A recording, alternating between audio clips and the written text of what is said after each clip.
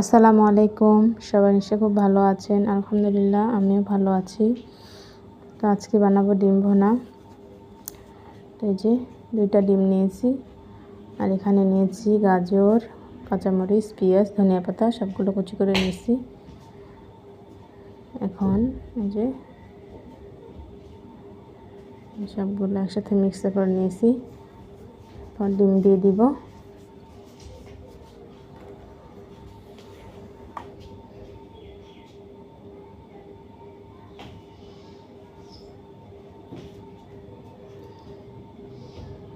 সামান্য লবণ দিব।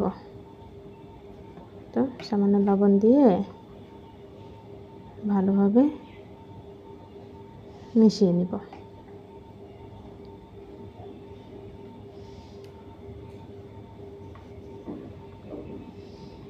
মেশানো শেষ, এখন ভাজার পালা। তাওয়াতে দিয়ে একটু একটু করে এভাবে আমি ভাজ দিয়ে নিলাম।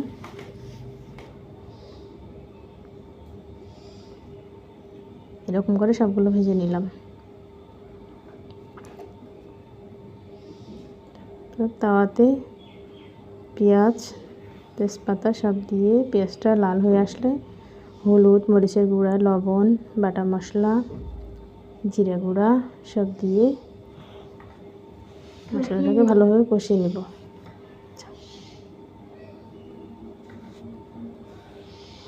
মশলা কষানো শেষ, দিয়ে দিলাম ডিমগুলো। সামান্য পানি দিয়ে ঢেকে দিলাম।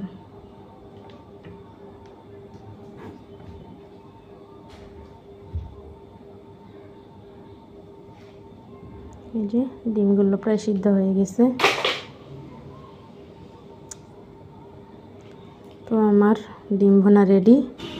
তো আমার ভিডিওটা ভালো লাগলে অবশ্যই চ্যানেলটাকে লাইক সাবস্ক্রাইব করে দিবেন। আল্লাহ হাফেজ।